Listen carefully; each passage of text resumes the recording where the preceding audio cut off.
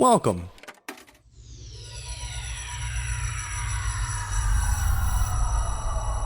to Arcade Audio. Ladies and germs, welcome to Dilettante Ball. I'm Johnny. I'm Spencer. Here on Dilettante Ball, we go on Wikipedia. We click random article. And we talk about it. Yeah, we do. You want to just get in it? Yeah, let's just get in it. Okay. Well, here we go. Okay. Sure. 1989 North Indian Ocean cyclone season. I guess. So freaking specific. The 1989 North Indian cyclone season. Now, we were 1 year old. We were. So actually much young. So the first system was formed May 23rd, 1989. Okay, so I was only 6 months old. Same, except for two more. And the last one dissipated on November 10th, 1989. So I was a year and some change, year and a month old, 13 months old. Yeah, I was not quite 1 year old. Okay. Yeah, not quite a boy, but not quite a baby. Guess the maximum winds. Of a cyclone? Probably pretty high. I don't know, 85 miles per hour? 145. 145? It's a big boy. That's like some tornado shit. Mm-hmm. Lowest pressure. Oh, it's probably measured in millibars. Mm-hmm. Nailed it. 930. I don't know what that means. That's almost 1,000 bar. That's almost one bar. You know? Do you want Forget the Milla. Do you want to guess the name of the storm? The first one. The strongest. The storm. strongest one. Pedro. I'll give you a hint that's not going to help. It's G is the letter. Giuseppe. No. Is it like a name? I don't think it's a name. From a culture I'm not highly familiar with. It's gay. G-A-Y? Yeah. I never would have got that. I don't think that's a name. Oh, it's a name for like an old woman from the 20s. Yeah, it's like a flapper. It's a flapper's name. Do they have the other names of these cyclones? Now I'm curious. There must be. I guess the Depression. I don't know. It's just the name of one of the storms. They didn't shower and they didn't eat. Was that what? They hadn't exercised yet. Are you for real? There's no fucking just list of the names? I mean, it's not what you would come to this list for. Oh wow. Okay, so that was actually the only named storm. Is it only got high enough to? Yeah, severe cyclone storm BOB 1/1B, depression ARB 1/2A, cyclonic storm. Okay, there's Weird. a lot. The Pacific is a lot different than what I am used to. Yeah, because like where we're from, if a storm gets up to over 64 miles an hour, it gets a name. Is it? I thought it was even less than that. I want to say 55. Maybe. So it'll become a tropical depression, no name. Then it becomes a tropical storm. Yes. And it gets a name. Yeah, you're then right. It becomes a hurricane. You're right. So at 65 miles an hour is the category 5 or 1, whatever the lowest one is. Now this name is very cool. Super cyclonic storm gay. Okay, that is cool. But then the main article is typhoon gay. Super cyclonic storm sounds much cooler than typhoon. These sound like different power levels in a Dragon Ball Z character. Like certainly he couldn't get past Super Saiyan 3. No, my friend. Then there were 6 other depressions throughout the year, unnamed. Okay, sure. Interesting. Yeah, ones where you don't open the blinds, ones where you should have gone to the gym, ones where you thought about your financial crisis too much. Well, my favorite types of depressions are the ones that are they're outside of you. Okay. You can't, there's nothing you can do about them, and they're just sort of that lingering in the back of your head, like, by the time I'm going to retire, Sure. there will be no earth left for me to retire on.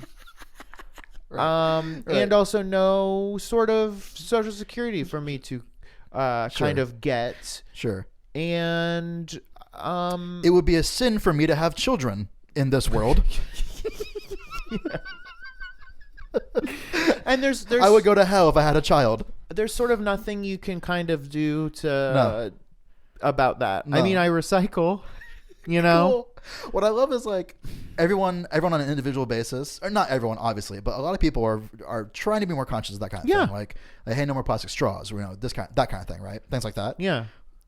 The impact is so low because thankfully, Dr. Dr. Blight's tar factory is dumping gallons and gallons of black piss into the ocean. Right. The way that they generate power is by dumping straws into their turbine that gets flushed down Niagara Falls. Like, it's rough stuff, man. yeah. I was just thinking the other day how it seemed like in the 1990s, just 2 short years after the 1989 North Indian Ocean cyclone season, there seemed to be a push towards sort of recycling and green stuff. I remember watching Rocko's Modern Life. Yeah. Or just like PBS and stuff, and there would be like kind of not commercials but PSAs. Yeah. That were like, hey, be sure to bring your reusable canvas bag to the grocery store. Awesome. And as a kid, I was like, what kind of fucking nerd brings a reusable bag to the grocery store? That's what plastic is for. Awesome. And now the thought of like going to the store without a bag is absolutely unreal to me. Yeah. Absolutely unreal. I would rather just shove all my food in my pockets of my coats. I feel so guilty when if I happen to be out and like I'm like, oh, I need beans or whatever the fuck. Right. And it's like you have to walk home with like 6 cans of beans in your arms, just loose. Yeah, just and loose if I do ever have to get a bag, I'm like, what a fucking asshole. I can't believe it. Yeah, and then like you don't want to throw it away. You're like, I guess I'll keep it and use it for something. Thankfully, we do have a young boy in our house that shits in a box, so we do have a use for bags. I don't know. There's got to be a better way. Yeah, I don't know. Just always have a reusable bag. Have a reusable bag implanted on your body. I mean, for the young boy's shit. Oh, for the young boy's shit. You just let him go outside, man. He wouldn't survive a minute. You've met him. He would get scooped up by a hawk.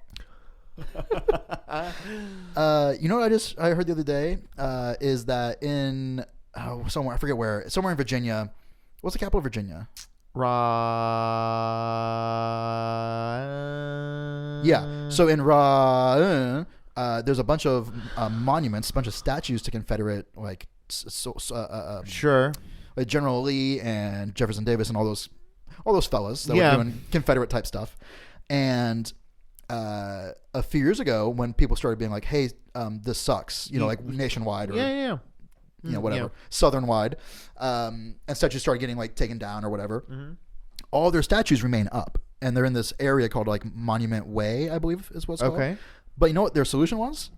They just covered them all with like big trash bags. Wait, what? So all these statues of like, Stonewall Jackson or whatever the fuck their names were. Is that his name? I have no idea. Stonewall Douglas. They're all still there. All these Confederate men, giant statues of them, but they're covered with trash bags. Like still? The government the Virginia government has them covered with trash bags right now. That's almost cooler than taking them down. I kind of agree. Because it's like, we're not going to forget this, but also fuck them forever. Yeah. Well, what I was thinking was like, why don't they just take them all down, move them? Like, it's what they do is build a museum, house all these statues in them, and then have it be like a kind of like a Holocaust museum type thing, but for like the Civil War, where it was like, sure, totally, we shouldn't forget this history. Here are these men that were part of it, and then here's like the history of like Virginia or whatever the fuck, like in conjunction, I was thinking more of a place where you could deface them, like a paintball sort of arena. Yeah, sure. No, that because then it's like you kind of get your cake and eat it too a little bit. Sure. It's like, we're not just destroying them and turning them into like a parking lot. So you guys get to have your statues still, but they're gonna go in this museum and all the proceeds go to just reparations. Yeah. Like man, how fucking tight would that be? If all the racists want to go see their fucking statues, they're also paying reparations. That would be the best. See, that's a good solution, I think. So it's either that, hey homeboys, it's either that or the trash bags stay up. I would love to trick racists into paying reparations. That would be so fucking good. Because you would lay it out on like a sign. Oh yeah, but they wouldn't read it. No. Yeah. So like, hell yeah, I'll pay $15 to see my boy. I got an annual pass. Yeah, I got an annual pass. Gotta go visit Jefferson Davis. Oh my God. Yeah. Man, that's so good. It's a good solution. I love that solution. Yeah. We did it. Virginia. You're freaking welcome, It's man. not Raleigh. That's a Carolina. No, it is. It's North Carolina. Is it Charlotte, Virginia? Is it Richmond? It might be Richmond. Yeah, I don't know. Charlotte is also a Carolina. Charlotte is in one of the Carolinas, but also Charlotte's in Virginia as well. There's a different Charlotte. I believe that's where that big rally was. That was Charlottesville. Charlottesville, okay. It might be Richmond. Richmond feels right enough. Mm-hmm. And you kind of should know because you have been re-listening to this very podcast where we did. I didn't want to bring it up. Yeah, I should absolutely have every state capital memorized at this point. I have most of them, I bet, still. You probably might. Give me a state. Not Virginia, though. North Dakota. Bismarck. South Dakota. You should also Bismarck? You should know this one because you speak French. Pierre. Yeah. This is the last one I'll give you. Montana. No, Helen. It is Helen. Helena. I have a friend whose name is Montana, and when we were growing up together, he would always say, like, if I ever have a daughter, I'm gonna name her Helena or whatever. Guess what? No, the motherfucker did it. That rules. It does rule. And I've met Helena, or I don't know how to pronounce. I've only met her once. She's the fucking best. She's awesome. Just like a total like hellion. Just so cool. That rules. Yeah, it's super duper rules. Man, that's cool. Yeah. So I was like, what the wow?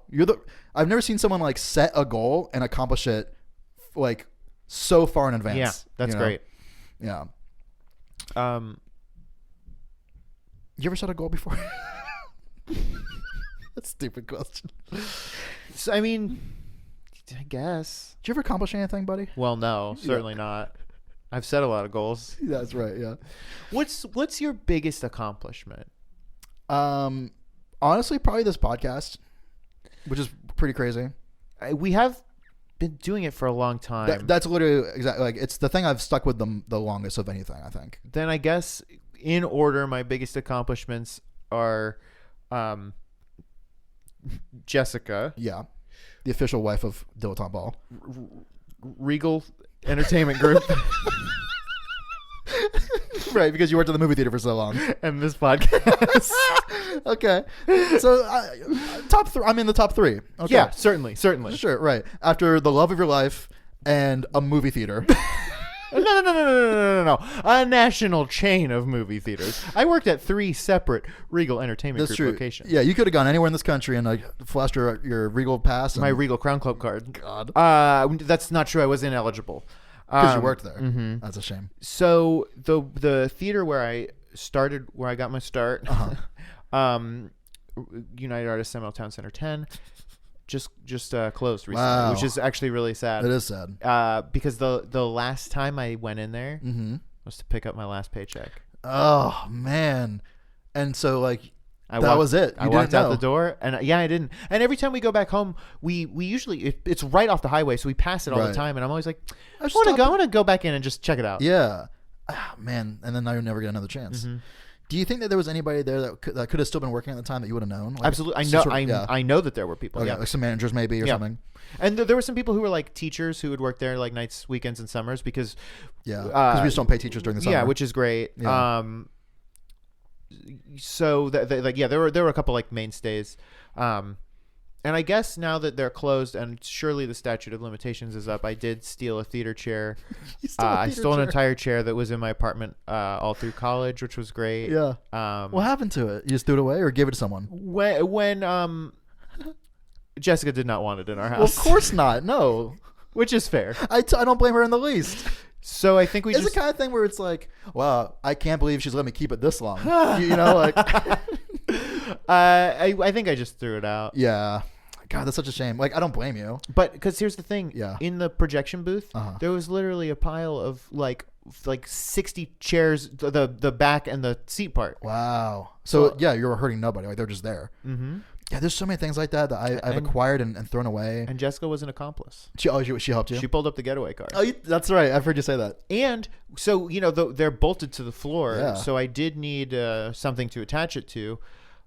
So, of course, I took part of a dresser from the University of Florida because I was a furniture mover. I'm sure the statute of limitations is probably up on that too. So I would hope. Stole a dresser as well. I didn't steal a dresser. I stole part of a dresser, and just sort of bolted it to that sort of slab of wood. Sure. When I was in college, I had this is there's two things that come to mind that are the very cool things that I wish I still had, but I had to get rid of them because I moved to Chicago with like a duffel bag. Sure. So I couldn't bring them. I remember that. So one of them was, and I'm sure the statute of limitations is up on this. I stole a actual street sign, a massive street sign. It must have been 6 feet long. That was the name of big signs ahead. It said it was Fruitland Park Road, and Fruitland Park is the name of the city I grew up in. And the other thing I had, I just acquired, like just passed down, was this big light up sign, a big like long rectangle that you might see, picture like a beer sign maybe, sure, that you might hang over a pool table. Okay. But it was a Nintendo 64 sign. What? And it had a light inside and everything. It was like one of the things that would be like at a Blockbuster when 64s were around and big.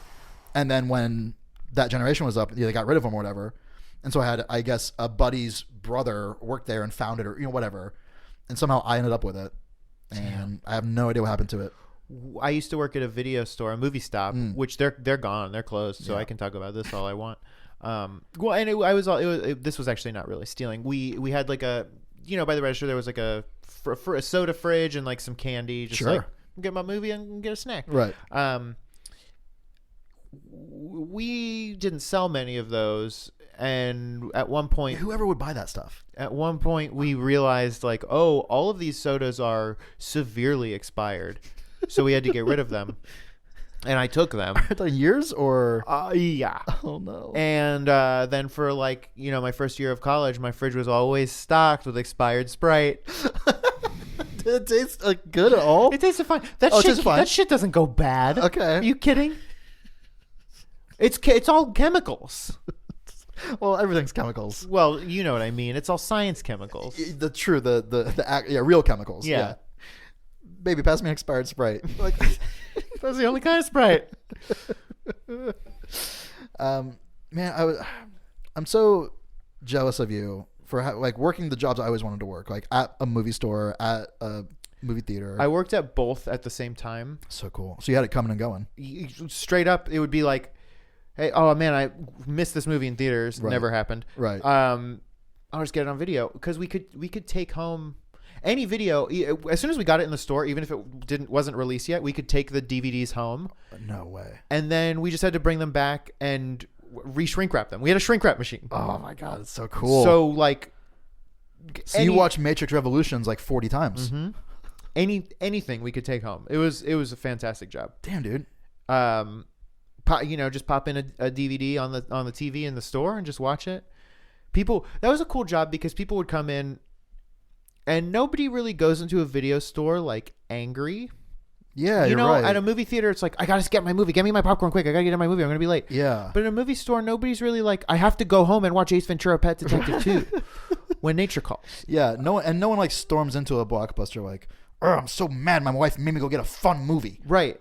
It doesn't happen. So people were always like nice. Always were like, what did you think of this movie? Was it just like hanging out, chatting? God, that's awesome. Like, so like super chill. And if anyone's like either transaction is easy and quick and they're out the door, or there's like, hey, what'd you think about this? Like, man, that rules. Just everyone's so cool. There was also this cool thing we would do. So we could trade in movies. So we would sell like used movies. And basically, here's my copy of Paul Blart Mall Cop. Okay, well you were trading that in. All right. Well, I got the box set, that so makes sense. You don't want the single. So it would be like, okay, we'll give you $8 in store credit for this, and then we'll sell it for $10. Sure. What we would do if we wanted the movie is we would say, we're gonna give you $8. If you don't give it to Movie Stop, I'll give you $9. You'll get more money. I buy it for less than we were going to sell it for. Everybody wins. That's awesome. So we would do that a lot. That was fun. Well, under the counter Paul Blart deals. Yeah. I have if you want a copy of Paul Blart Mall Cop, I have a lot. Maybe that'll be our next contest. We'll send out Paul Blart DVDs for prizes. So you could trade in for a while. Now this company doesn't exist anymore, if you can believe it. For a while you could trade in any three DVDs and you get a new release for free, which is just absolutely bonkers. Okay. Especially because I bet you could buy like $1 movies from the shop. Oh, Spencer, you worked at Movie Stop. You bought the Wayne's World box set for $1.99 and then traded them each back individually for a $35 movie. Fuck, that's awesome. God, that's so good. Then they bumped it up to $4. Whatever. Yeah. Then eventually, after I stopped working there, it was like select movies. Oh, okay. Man, that's so funny. I love that, like, stores or this is how it works. Like, a company creates an idea or a promotion or something, and then they tell too many people, and everyone figures out how to game it. Mm-hmm. Yeah. Because if you would just told 40 people, everyone would just do what you wanted them to do. But you told 41. There were a few people who would go. There was a flea market pretty close. Yeah. They would literally go to the flea market, just buy like whatever truckloads of DVDs and just trade in, like, which was technically against the rules. So there were some people who would trade in, like, you were, the rules were you were only supposed to trade in the same movie like once. Okay. You know, so like you couldn't keep buying 3 copies of Wayne's World 1. Yeah. So there were a few people we had to flag and be like, okay, come on, we all know what's going on here. We can't keep taking these Jane Fonda workout tapes. Yes. Yeah. But yeah, it was great. It was great. We should do a promotion like that for Dilettante Ball. If you should trade in three podcasts. Yeah, 3 other competing podcasts, then we'll give you one new fresh one. But you do have to stop making those podcasts. Okay, so we're talking to the creators here. Or you have to stop listening to You have to start listening to them. You have to show us that you've unsubscribed, and then we'll give you a new episode. A new episode. Smile you later. We should buy a vape rig. What's like just like an introductory sort of vape rig? What's a cool introductory vape rig for a man in Chicago? 30 years old. Best introductory vape. And I'm not talking Juul. I want a rig. 10 best vape starter kits to buy in 2019. Thank you, ecigarettereview.com. Okay. Hey, here's the top 10. For new vapors, many vape mods and more advanced devices can seem too complicated to start vaping with. Yeah. And the draw is often too loose for the mouth. Dude, so true.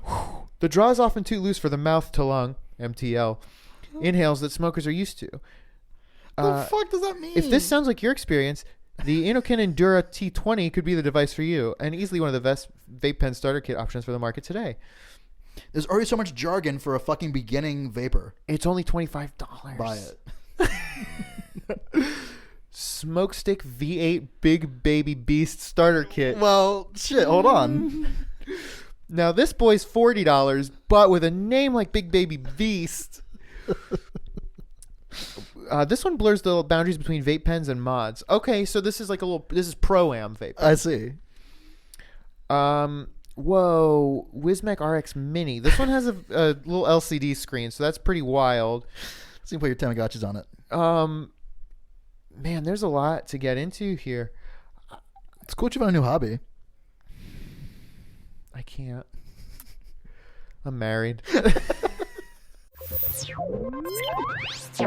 Thank you for playing Arcade Audio. Play more at arcadeaudio.net.